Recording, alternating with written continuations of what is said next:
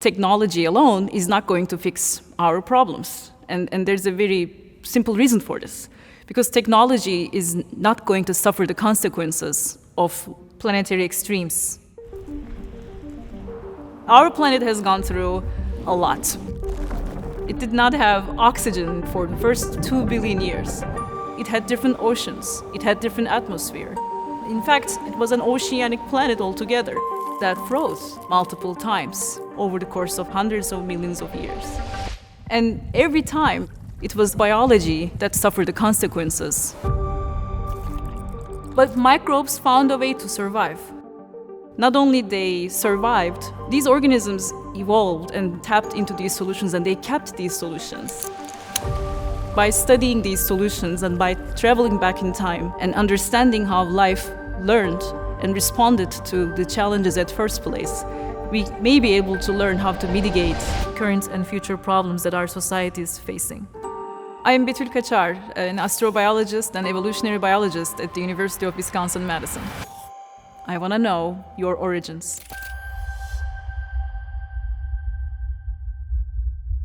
Take any chunk of rock in this universe, and you will be able to study the physics or the chemistry or even geology of this chunk of rock. However, there is only one chunk of rock that harbors life, and that's the chunk of rock that we live on. So this is the only place that biology exists. My work looks into the origins and early evolution of microbes.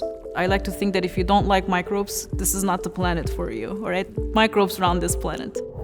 About 3 billion years ago, oxygen was created by a microbe.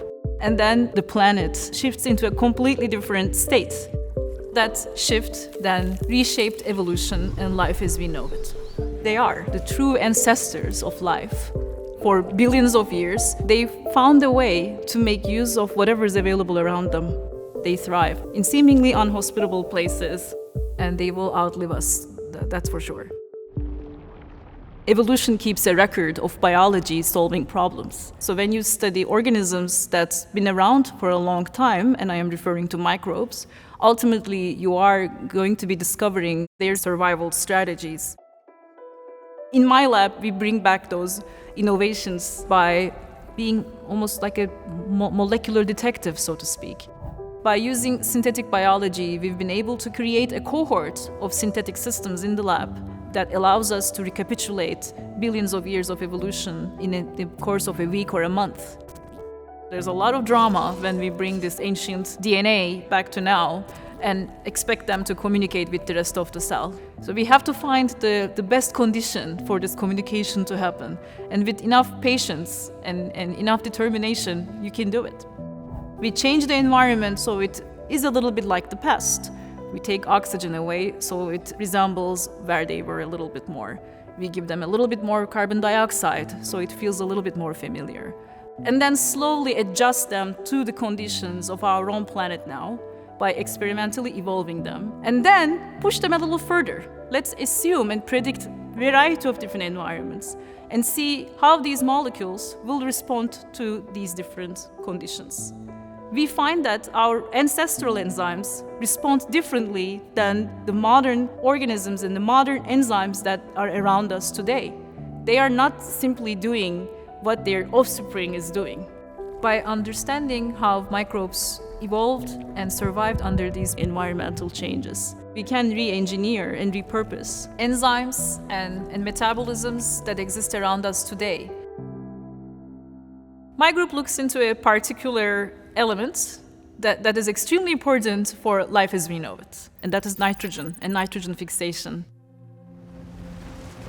The way that the environment is changing in front of our eyes, we will have to think of better ways in order to mitigate how we engineer crops, how we deliver nitrogen more effectively.